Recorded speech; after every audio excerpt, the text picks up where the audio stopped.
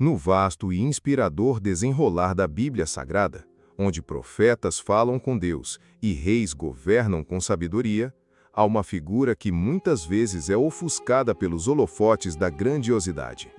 No entanto, sua história é um testemunho poderoso do que pode acontecer quando o talento humano se encontra com a inspiração divina. Estamos falando de Bezalel, filho de Uri, da tribo de Judá.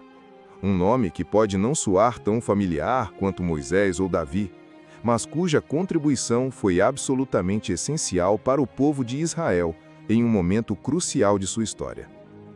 Mas antes de começar o vídeo de hoje, deixe o seu like, ative o sininho e para mais vídeos como esse, entre no nosso canal e inscrever-se. Então vamos lá. O povo de Israel havia sido libertado da escravidão no Egito. Um milagre grandioso que ainda ecoava em seus corações. Eles estavam agora no deserto, uma vasta e impiedosa extensão de areia e rochas, a caminho da terra prometida. Deus havia manifestado sua presença de maneira espetacular no Monte Sinai. E ali, ele entregou a Moisés não apenas os 10 mandamentos, mas também instruções detalhadas para a construção de um lugar especial, o santuário portátil, o tabernáculo. Este seria o local onde a glória de Deus habitaria entre seu povo, um lembrete constante de sua presença e sua aliança. Mas, como construir algo tão magnífico e sagrado no meio do deserto? Como transformar pedras preciosas, ouro, prata, bronze, linho finíssimo e madeiras raras em um santuário que refletiria a majestade do Criador? É aqui que Bezalel entra em cena. Ele não era um líder militar, um sacerdote ou um profeta. Bezalel era um artesão. E não qualquer artesão, mas um artesão escolhido por Deus para uma tarefa de magnitude sem precedentes. O Senhor falou a Moisés, dizendo: Eis que chamei pelo nome a Bezalel, filho de Uri, filho de Ur, da tribo de Judá. Eu o enchi do Espírito de Deus, de sabedoria, de entendimento, de conhecimento e de toda a habilidade para elaborar desenhos e executar trabalhos em ouro, prata e bronze, para lapidar pedras preciosas e engastar pedras preciosas, para entalhar madeira e para realizar todo tipo de obra artesanal. Essa passagem é reveladora e nos oferece uma visão profunda sobre a natureza da vocação e do talento. Primeiramente, vemos que Bezalel foi escolhido por Deus pelo nome. Isso não foi um acaso, uma seleção aleatória. Deus o conhecia suas habilidades e sabia que ele era o homem certo para a tarefa. Isso nos lembra que Deus tem um plano para cada um de nós e que nossos talentos, por mais diversos que sejam, podem ser usados para seus propósitos. Em segundo lugar, e talvez o mais extraordinário, Deus o encheu do Espírito de Deus. Não era apenas a sua habilidade natural que estava em jogo, mas uma capacitação divina. O Espírito de Deus lhe concedeu sabedoria, entendimento, conhecimento e habilidade para criar. Isso transformou Bezalel em um artesão talentoso, em um artista inspirado, capaz de discernir a visão divina e reproduzi-la com perfeição. Pense nisso. Para construir o tabernáculo, que era uma representação terrena dos padrões celestiais, era preciso mais do que técnica. Era preciso inspiração divina. Suas habilidades eram diversas e abrangiam uma vasta gama de ofícios. Trabalho com metais preciosos como ouro, prata e bronze, que seriam transformados em objetos sagrados como o propiciatório, o candelabro e o altar de incenso, exigindo não apenas técnica, mas também um olho para a beleza e a proporção. Lapidação e engaste de pedras preciosas para as vestes do sumo sacerdote, que demandava paciência, precisão e um conhecimento profundo das características de cada pedra. E escultura em madeira, pois a arca da aliança, a mesa dos pães da proposição e as armações do próprio tabernáculo seriam feitas de madeira, possivelmente coberta de ouro, exigindo habilidade para entalhar, modelar e construir estruturas complexas. A expressão todo tipo de obra artesanal demonstra a amplitude de seu talento, pois ele era um mestre em diversas disciplinas, capaz de coordenar e executar múltiplos projetos simultaneamente. Mas Bezalel não estava sozinho nessa empreitada monumental. Então Deus disse: Eis que designei com ele a Oliabe, filho de Assamaque, da tribo de Dan, e a todos os corações de hábeis artesãos eu dei sabedoria, para que façam tudo o que te ordenei. Aqui vemos outro princípio crucial: a colaboração. Bezalel foi o líder, o principal arquiteto e designer. Mas ele teve um assistente principal, a Oliabe, e uma equipe de artesãos talentosos. A habilidade não foi concedida apenas a Bezalel, mas o Espírito de Deus também capacitou outros para trabalhar sobre a sua liderança. Isso mostra a importância do trabalho em equipe e da delegação. Bezalel não tentou fazer tudo sozinho.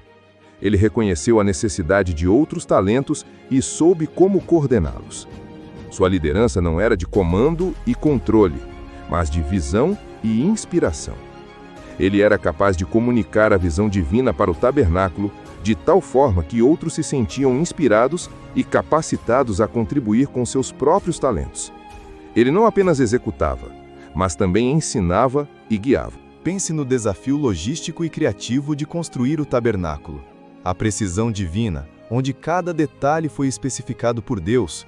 Como conseguir todos esses materiais preciosos no meio do deserto, sendo parte do Egito como despojos e parte doada generosamente pelo povo de Israel? E a coordenação de equipe, onde centenas, talvez milhares de artesãos e voluntários trabalhavam juntos, cada um com sua especialidade, e Bezalel tinha que garantir que todas as peças se encaixassem perfeitamente, que os padrões fossem consistentes e que o cronograma fosse cumprido. Bezalel e Aholiabe, com suas equipes, supervisionaram a construção do tabernáculo e de todos os seus utensílios: a Arca da Aliança, o propiciatório, a mesa dos pães da proposição, o candelabro, os altares, as cortinas bordadas, as vestes sacerdotais e muito mais. Cada peça era uma obra-prima de artesanato, imbuída de significado espiritual. O cuidado e a devoção com que foram feitos refletiam a glória de Deus a quem eram dedicados. Moisés inspecionou tudo e viu que havia sido feito exatamente como o Senhor havia ordenado. Então, a nuvem cobriu a tenda do encontro e a glória do Senhor encheu o tabernáculo. Moisés não podia entrar na tenda do encontro, porque a nuvem permanecia sobre ela e a glória do Senhor enchia o tabernáculo. A glória de Deus desceu e encheu o lugar que Bezalel e sua equipe haviam construído. Isso foi a validação final do trabalho deles. Não era apenas uma estrutura bonita, era um lugar onde Deus escolheu habitar. A habilidade humana, capacitada por Deus, resultou em um espaço que era digno da presença divina. A história de Bezalel nos mostra que a espiritualidade não se limita apenas a orar, ler a Bíblia ou ir à igreja. Ela se estende a todas as áreas da vida, incluindo o trabalho, a arte, o artesanato e a criatividade. Quando usamos nossos talentos para a glória de Deus, nosso trabalho se torna um ato de adoração. A história de Bezalel, embora ambientada em um passado distante, contém lições atemporais que são incrivelmente relevantes para nós hoje.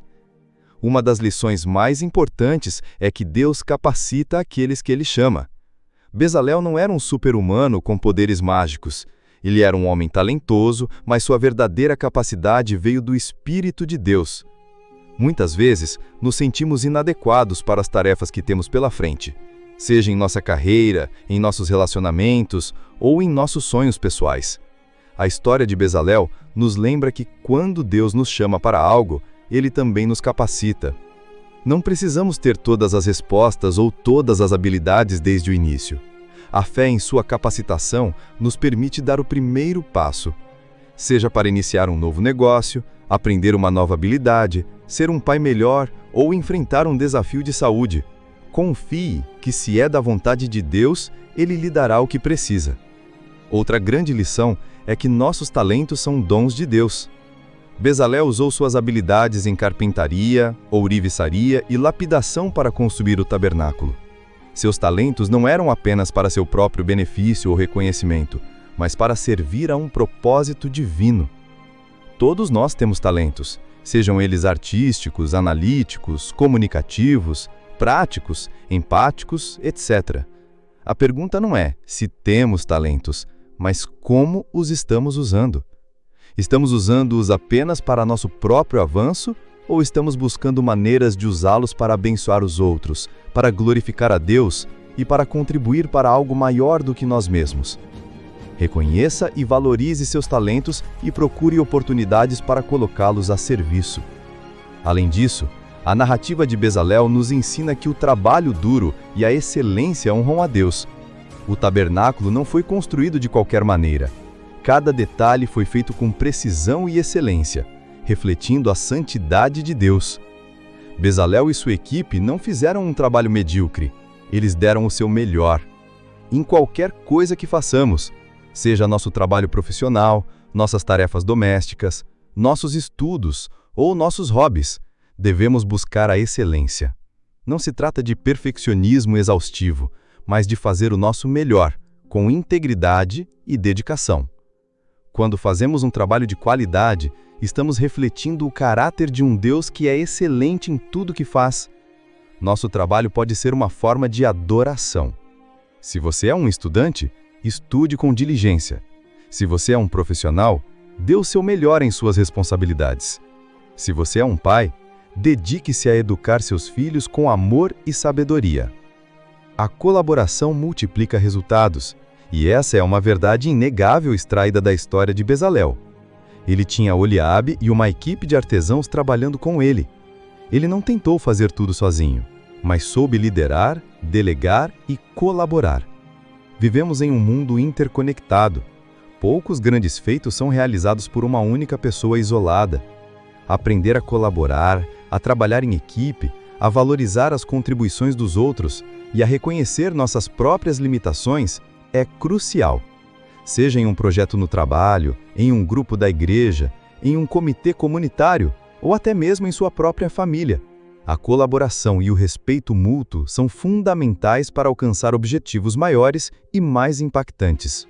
Finalmente, a história de Bezalel demonstra que toda obra honesta pode ser santificada.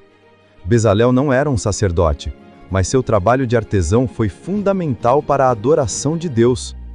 Isso mostra que não há distinção entre o sagrado e o secular, no que diz respeito ao propósito divino. Às vezes, tendemos a pensar que apenas profissões religiosas são espirituais. A história de Bezalel desmistifica isso. Seu trabalho manual e artístico foi tão espiritual e necessário quanto o sacerdócio de Arão. Isso nos encoraja a ver nossa própria profissão, qualquer que seja, como um campo onde podemos servir a Deus. Se você é um programador, um professor, um engenheiro, um agricultor, um médico, um motorista, um faxineiro ou um cozinheiro, seu trabalho pode ser um ato de adoração, quando feito com integridade, amor e com o propósito de glorificar a Deus e servir ao próximo. A história de Bezalel é um lembrete poderoso de que Deus usa pessoas comuns para realizar coisas extraordinárias. Ele não apenas nos deu talentos, mas também prometeu nos capacitar com seu Espírito para que possamos cumprir os propósitos para os quais fomos criados. Que possamos, como Bezalel, usar nossos dons com sabedoria, excelência e um coração voluntário para a glória de Deus e para o bem do mundo ao nosso redor.